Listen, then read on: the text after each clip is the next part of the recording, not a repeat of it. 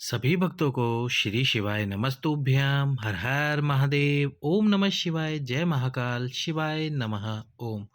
तो गुरुजी ने बताया है नया उपाय वंश को बढ़ाने के लिए, संतान की प्राप्ति करवाने के लिए। गुरुजी ने इस उपाय को अपने पिछले वर्ष की कथाओं में या पिछली कथाओं में बताया था। कैसे करना है ये पूरा उपाय हम आपको आज इस उपाय को अच्छे से समझाने का प्रयास करेंगे। महाशिवरात्रि 26 फरवरी के दिन आपको ये उपाय ज़रूर करना है। इस उपाय को करने में थोड़ा समय लगेगा, तो यदि आपको 26 फरवरी के दिन सुबह समय ना मिल पाए तो आप प्रदोष काल में जाएं। प्रदोष काल में समय ना मिले तो जब आपको समय मिल जाए भगवान शंकर के मंदिर में जाने का, तब आप भगवान शंकर के मंदिर में जाएं और इस उपाय को ज़रूर से ज़रूर करके आए। इसमें आपको 7 कटोरियों की आवश्यकता पड़ने वाली है और साथ में आवश्यकता पड़ने वाली है 7 बेलपत्र की। 7 बेलपत्र और 7 कटोरियों से उपाय आपको करना है। कैसे करना है, चलिए तो आपको पूरा उपाय हम समझाने का प्रयास करेंगे। यदि अभी तक आपने हमारे वीडियो को लाइक नहीं किया है, चैनल को सब्सक्राइब नहीं किया है, तो वीडियो को लाइक करके चैनल को सब्सक्राइब करके वीडियो को अधिक से अधिक लोगों के पास शेयर कर दो। तो आपको इसमें क्या करना है, सबसे पहले तो एक थाली ले लेनी है, 7 कटोरी ले लेनी है और इसके साथ ही आपको ले लेने हैं 7 बेलपत्र। 7 कटोरी और 7 बेलपत्र ले लेने हैं। अब आपको क्या करना है, सबसे पहले तो बेलपत्र रखना है एक। इस बेलपत्र के ऊपर वो कटोरी रखनी है। जो आपके पास में कटोरी है उस कटोरी को रख दीजिए। उस कटोरी को इस प्रकार से रखिए, फिर एक और बेलपत्र रखिए और फिर कटोरी रखिए और इस प्रकार से सातों बेलपत्रों को आपको जो आपके पास में थाली है उसके अंदर रख देना है और उन सभी बेलपत्रों पे एक एक कटोरी रख देनी है।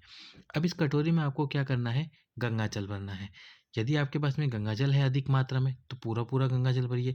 यदि नहीं है आपके पास गंगा जल अधिक मात्रा में तो आपको क्या करना है, इसमें स्वच्छ जल भर दीजिए कटोरी में और उस कटोरी में फिर 1 बूंद या 2 बूंद आपको गंगा जल डाल देना है। क्या करना है, 1 बूंद या 2 बूंद आपको गंगा जल डाल देना है। पहले बेलपत्र रखना है और फिर बेलपत्र के ऊपर आपको कटोरी को रखना है। इस प्रकार से आपको आपकी थाली तैयार कर लेनी है। भगवान शंकर के मंदिर में जाना है। कोशिश करें कि पति और पत्नी दोनों जाएं एक साथ इस उपाय को करने के लिए। कोशिश कीजिए पति और पत्नी दोनों जाएं। यदि नहीं हो सकता, पति नहीं जा सकते साथ में, तो पत्नी फिर अकेले जाएं इस उपाय को करने के लिए। और इस उपाय को आपको किस प्रकार से करना है आगे हम आपको वीडियो में बताते हैं। तो सबसे पहले भगवान शंकर के मंदिर में पहुंच जाए। शिव जी के मंदिर में पहुंचकर दक्षिण दिशा में आपको बैठ जाना है। दक्षिण दिशा का वर्णन हमने आपको कई बार किया है। ये उत्तर दिशा है और इसी के विपरीत ये दक्षिण दिशा है। जिस तरह भगवान शंकर की जलाधारी होती है वो उत्तर दिशा कहलाती है और विपरीत में दक्षिण दिशा कहलाती है। तो ये दक्षिण दिशा है।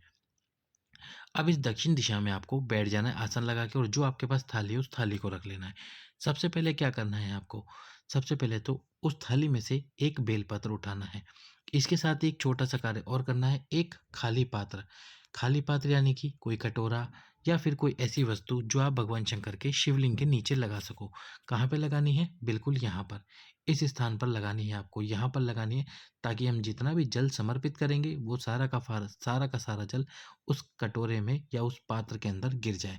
तो आपको एक खाली पात्र भी लेके जाना आपके साथ में शिव मंदिर में। अब इसके बाद में आपको क्या करना है, भगवान शंकर के मंदिर में पहुंचकर दक्षिण दिशा में बैठ जाना है। आप आसन लगा के दक्षिण दिशा में बैठ गए। इस प्रकार से आप बैठेंगे तो आपको शिवलिंग दिखाई देगा, शिव मंदिर दिखाई देगा, भगवान शंकर का परिवार दिखाई देगा।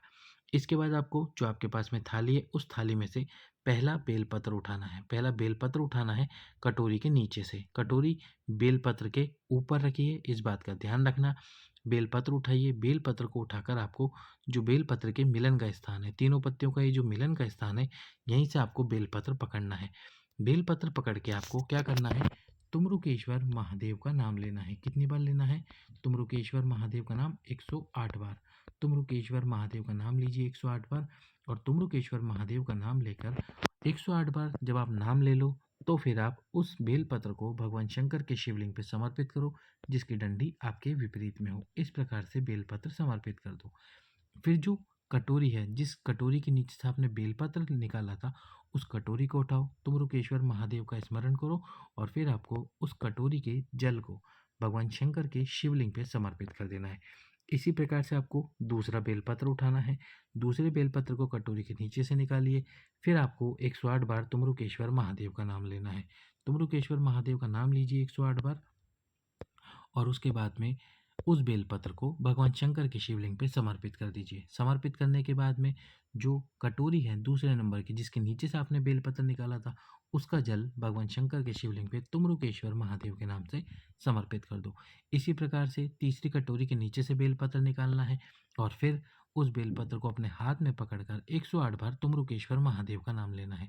यदि महाशिवरात्रि वाले दिन आपको 108 बार नाम लेने में ज़्यादा समय लगे, मंदिर में ज़्यादा भीड़ हो, तो फिर आप एक बार तुमरुकेश्वर महादेव का नाम लीजिए और मन में स्मरण कीजिए कि ये एक बार जो नाम है यही 108 बार नाम के बराबर है। एक बार तुमरुकेश्वर महादेव का नाम लेकर वो बेलपत्र समर्पित कर दो। यदि 108 बार आप नहीं ले सकते या फिर आपको लेने में ज़्यादा समय लगे या फिर मंदिर के अंदर आपको लगता है ज़्यादा भीड़ होगी और उपाय आप अच्छे से नहीं कर पाएंगे, तो एक बार नाम लीजिए और फिर बेलपत्र समर्पित कर दीजिए। जब आप तीसरा बेलपत्र समर्पित करोगे तो तीसरी कटोरी के जल को आपको समर्पित करना है। इसी प्रकार से आपको क्या करना है, चौथा बेलपत्र निकालना है, तुमरुकेश्वर महादेव का नाम लेना है। एक बार ले लीजिए नाम और इसके बाद में बेलपत्र समर्पित कीजिए डंडी विपरीत रख के और फिर चौथी कटोरी के जल को समर्पित करना। इस प्रकार से सातों बेलपत्र एक एक करके समर्पित करने इसी क्रम में, और जो 7 कटोरी है उनका जल इसी प्रकार से समर्पित करना है एक एक करके इसी क्रम में। जब आप सातों कटोरियों का जल समर्पित कर दो, सातों बेलपत्र समर्पित कर दो, तो फिर अपनी झोली पसार कर बाबा को प्रणाम करना है। झोली पसार कर बाबा को प्रणाम कीजिए और इसके बाद में पति और पत्नी दोनों, इसके बाद में क्या करना है, पति और पत्नी दोनों को शिवलिंग में, शिव मंदिर में, हमने आपको पहले भी बताया था, नंदी जी के पीछे का स्थान, नंदी जी के पीछे यदि जगह है तो फिर आपको क्या करना है, नंदी जी के पीछे बैठना है आसन लगा के। जैसे कि ये नंदी जी हैं, अब इन नंदी जी के पीछे जगह है तो यहाँ पर आपको आसन लगा के बैठना है और जो यहाँ पे हमने पात्र लगा रखा था उस पात्र में सातों कटोरियों का जल आ जाएगा। जितनी भी 7 कटोरियाँ का जल हमने समर्पित करा था तुम्रुकेश्वर महादेव के नाम से, वो पूरा जल इस कटोरे में आ जाएगा। इस कटोरे के जल को पति और पत्नी दोनों को तुम्रुकेश्वर महादेव का नाम लेते हुए पी लेना है। आधा आधा करके पीना है उस कटोरी के जल को, आधा पति को और आधा पत्नी को, भगवान शंकर के शिवलिंग के सम्मुख में मंदिर के अंदर बैठ के। यदि पत्नी अकेली गई है तो उसमें से आधा जल स्वयं पी ले और आधा जल अपने पति के लिए बचा के रखे, और वह जब अपने पति से मिले या उनके पति घर पर आए तब उनको उस आधे जल को, यानी कि जो आधा जल पात्र में था उसको पिलाएं।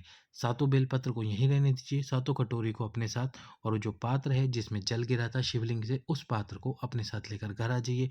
बाबा से प्रार्थना कीजिए, 26 फरवरी महाशिवरात्रि वाले दिन कीजिए इस उपाय को, निश्चित रूप से आपको वंश की वृद्धि होगी। ऐसा गुरु जी ने अपनी कथा में इस उपाय को बताया था। जब उन्होंने इस उपाय को बताया था तो आपको निश्चित रूप से संतान की प्राप्ति भी होगी, आपका वंश भी बढ़ेगा। 26 फरवरी महाशिवरात्रि वाले दिन कीजिए इस उपाय को। वीडियो को लाइक करके, चैनल को सब्सक्राइब करके वीडियो को शेयर कर दीजिए। सभी भक्तों को श्री शिवाय नमस्तुभ्यम। हर हर